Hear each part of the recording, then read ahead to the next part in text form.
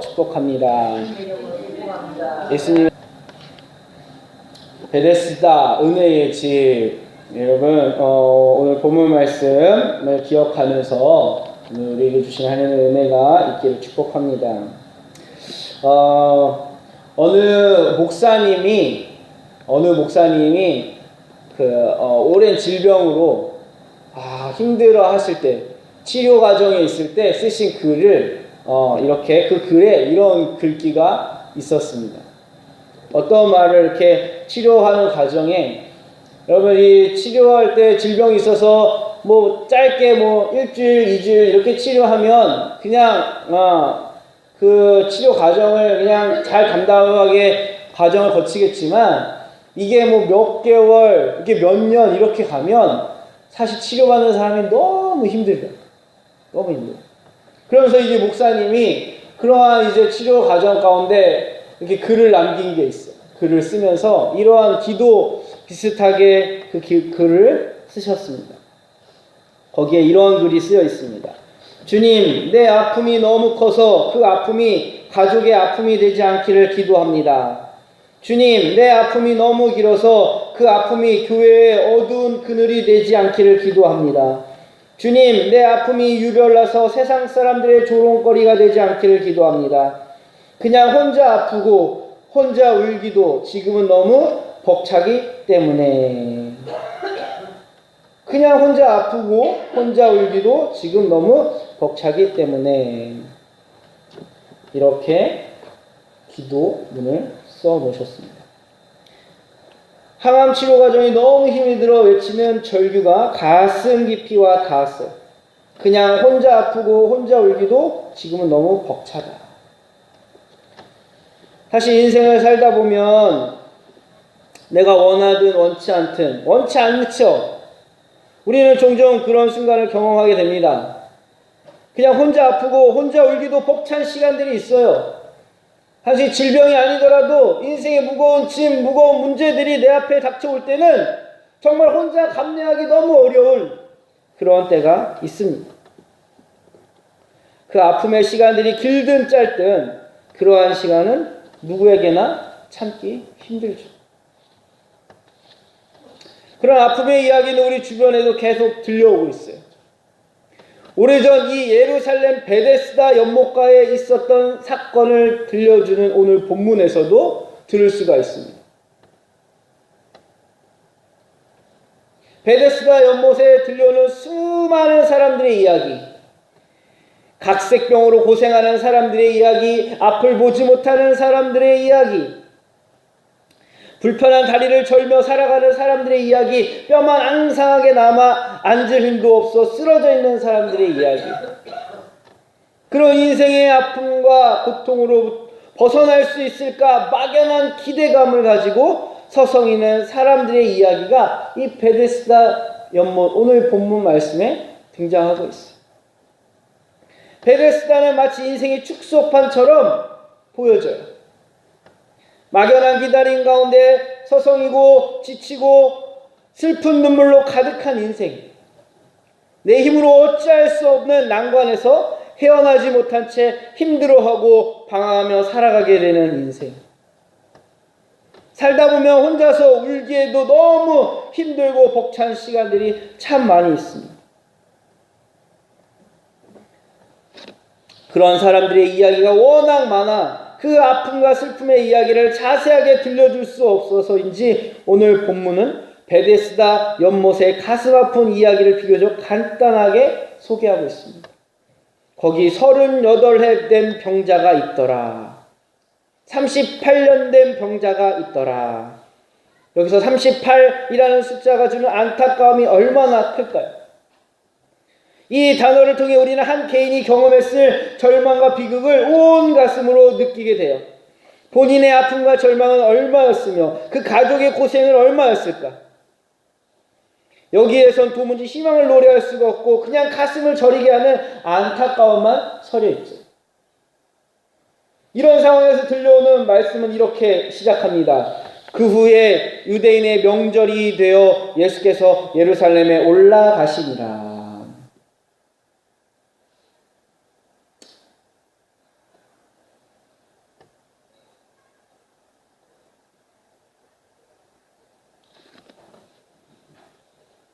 그 후에 유대인의 명절이 되어 예수께서 예루살렘에 올라가시니라. 오늘 1절 본문 말씀에 기록 그렇게 시작이 됩니다. 여기에서 사용되는 명절이라는 단어는 어떤 기다림에 서려 있고 희망이 담겨 있어요.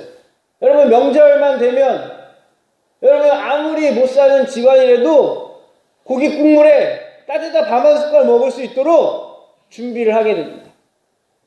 멀리 떠나 있던 가족과 친척들이 만나는 시간이 명절입니다. 희망이 담겨 있어요.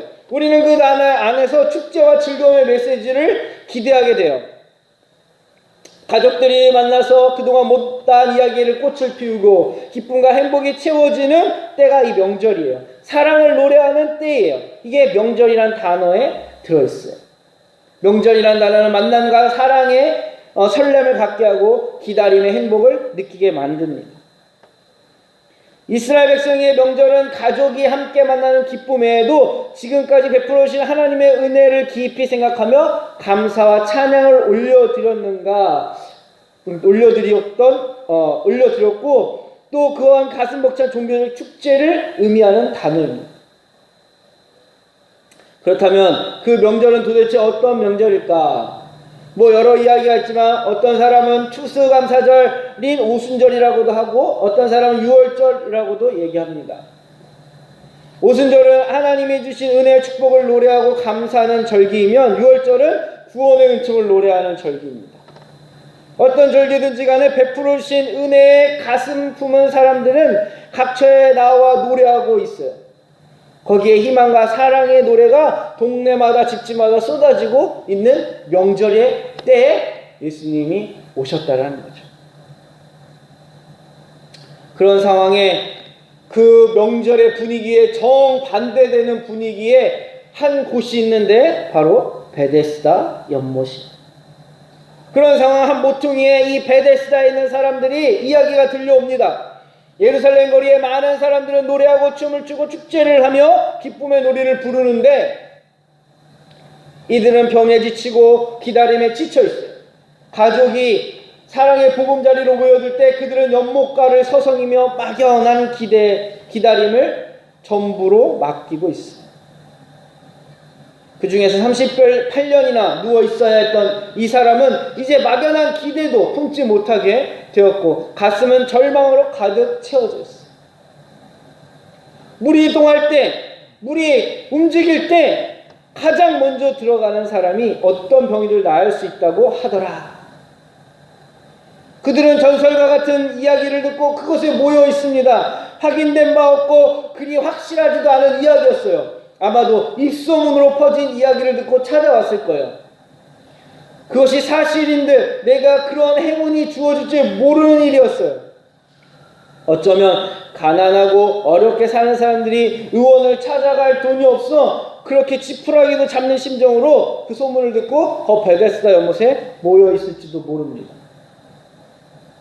성경학자들이 이 부분의 말씀은 본래 사도적 원본에는 없는 말씀인데 표현을 부드럽게 하기 위해서 다 첨가했다라고 이야기하고 있어요. 물이 동할 때 제일 먼저 들어가면 어떤 병이든 낫는다라는 것이 사실인지 아닌지 확인하기 어렵다는 겁니다. 다만 그들이 모두 소문을 듣고 찾아왔던 것은 분명하다는 거죠. 여러분들 알다시피 여러분들 병원을 소문 듣고 찾아가잖아요. 그 병원 갔더니 뭐가 좀 잘났더라. 그 병원 갔더니 좀 뭔가 낫더라. 소문이 들리면 불티나게 잘 팔립니다. 아마 베데스다 연못은 간열천처럼 간혹 가다 물이 솟아나올 때가 있었던 모양이에요. 그때 어떤 사람이 어떤 몸을 가졌던 어떤 상태에 있던 그 가장 먼저 그 물이 움직일 때 솟아날 때 그 물에 제일 먼저 들어가는 한 사람, 그 사람은 병이 낫는다 라는 소문이 퍼진 거죠. 아마 그때 어떤 사람이 그 물에 들어가 몸을 씻었더니 피부병이 나은 적이 있는데 아마도 그게 소문으로 퍼진 것일지도 모릅니다. 말이 덧붙여졌겠죠. 제일 먼저 들어가는 사람의 피부병이 나았다네 라다가 이게 점점 퍼져서 점점 부풀러져서 무슨 병이라도 낫는다네 라는 입소문으로 퍼져나간 거예요. 조금씩 확대된 이야기일지 모르는 거예요. 비록 소문이라도 지푸라기 잡는 심정으로 그곳에 사람들이 모여든 거예요. 그래서 그들의 시선은 온통 연못에만 집중되어 있습니다. 근데 절망할 것밖에 없는 바로 그 자리에 희망이 시작돼요. 희망. 바로 예수께서 그 누운 것을 보시고 병이 벌써 오래되니 되는 줄 아시고 이르시되, 이렇게 말씀하고 계세요.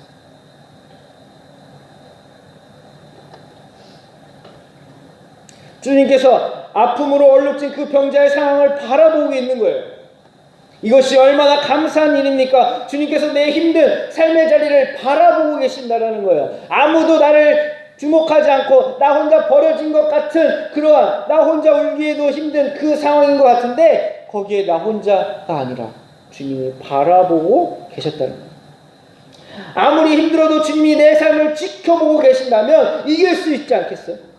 거기에 더욱 소망이 솟구치는 말씀이 나오고 있습니다. 아시고, 예수님이 그의 오래된 병을 아셨다라는 거예요. 절망도 알고 계셨다라는 거예요. 그의 눈물과 한숨도 아셨다라는 거예요. 혼자서 울기도 벅찬 그 아픔을 아셨다라는 거예요. 그것보다 더 희망되는 말씀이 그 다음부터 나옵니다. 이르시되, 주님이 말씀하고 있는 거예요. 주님이 말씀하시면 그대로 되는 줄 믿으시기 바랍니다. 하나님은 말씀으로 빛이 있으라 하니까 빛이 그대로 있어졌어요. 천지를 하나님은 말씀으로 창조하셨습니다. 예수님이 그 병자를 향하여 말씀하고 계시는 거예요. 여기에 희망이 있는 거예요. 그가 그곳에서 몇 년을 서성였는지 모르지만 절망할 것밖에 없던 땅에 주님이 찾아오셨어요. 주님의 긍휼이 그곳을 덮었습니다. 여러분, 긍휼이라는 이 말, 히브리 말로는 라함이라는 단어를 사용합니다. 어머니의 태, 자궁을 뜻하고 있어요. 라함.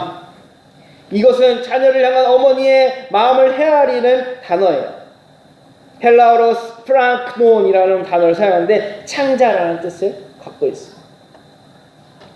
성경에는 긍휼이라는 단어가 자주 사용해요. 특별히 안타까움과 사랑의 마음을 가지고 고통 가운데 있는 사람을 향해서 이 말이 많이 쓰이는데, 예수님 당시 사역 가운데 나타나는 하나님의 마음을 드러내시기 위해 비유로 이것을 표현하기도 했어요.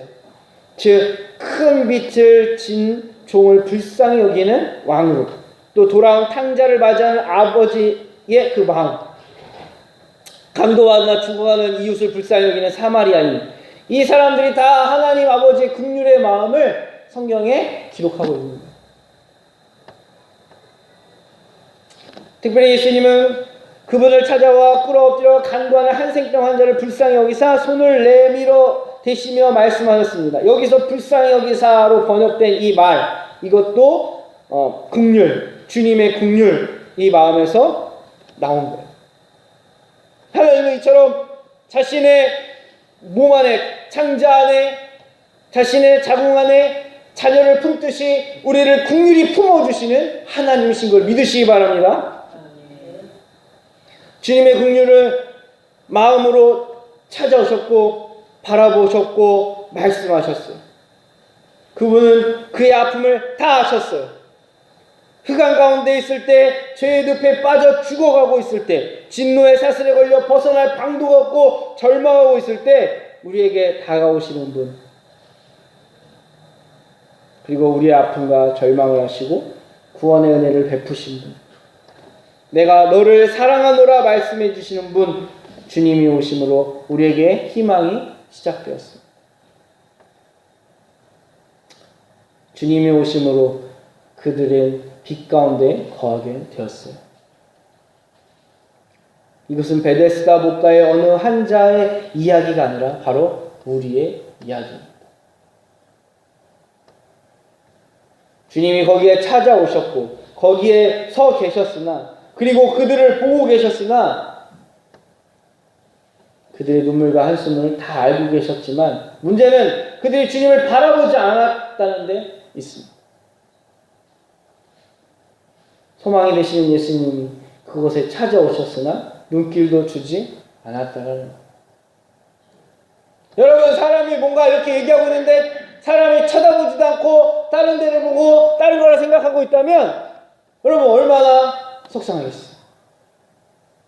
예수님이 치료하시기 위해, 예수님이 고치시기 위해, 예수님이 회복하시기 위해 왔는데 예수님을 쳐다보지도 않았다는 거예요. 그저 자기 할 것만, 자기 해야 할 것만 바라보고 있었다는 것이 이 세상의 모습이었어요. 오늘날도 동일하게 그러한 모습으로 살아가요.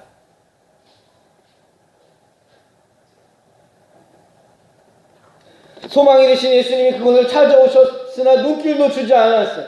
그들의 시선은 오직 물이 통하는 것에 집중되어 있었고 예수님께 눈길도 주지 않았습니다. 그러한 곳에서 결단코 희망의 노래가 들려올 수가 없습니다. 결단코 절망의 노래를 뒤덮여 하염없이 시간만 가고 있을 뿐입니다. 이러한 현상은 예수님이 처음 이 땅에 찾아왔을 때 동일하게 일어났어요. 하늘 보좌를 버리고 예수님이 베들레헴 마구간에 왔을 때 아무도 들여다보지 않았어요. 올 목자 동방박사 외에는 찾아오지 않았어요.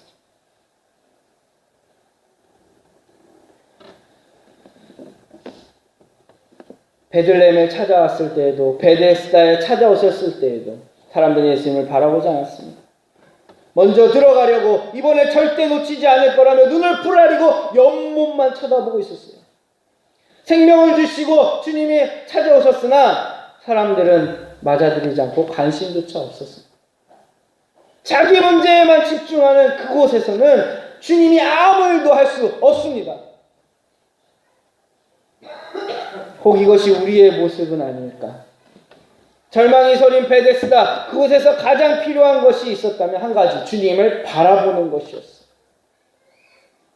물이 동하는 것에만 주목할 것이 아니라 세상 돌아가는 이치, 사람들의 움직임, 여론, 눈에 보이는 현상에 주목하는 것이 아니라 거기 계신 주님에게 주목해야 하는 것입니다.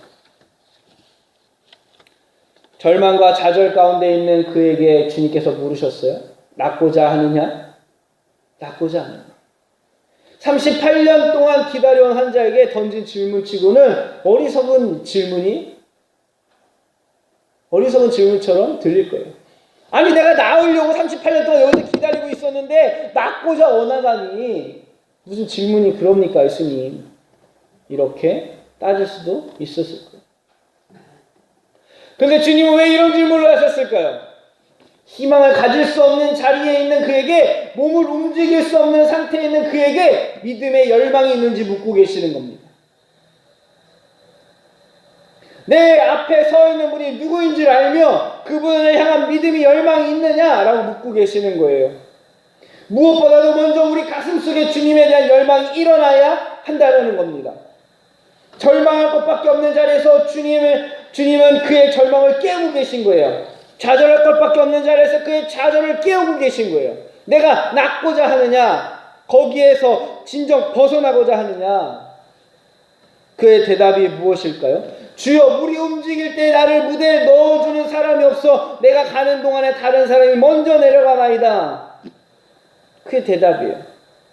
도와줄 사람이 없어서 자기에게는 차례가 오지 않는다는 이야기입니다. 도와줄 사람이 없습니다. 그것은 절망의 외침이었어요.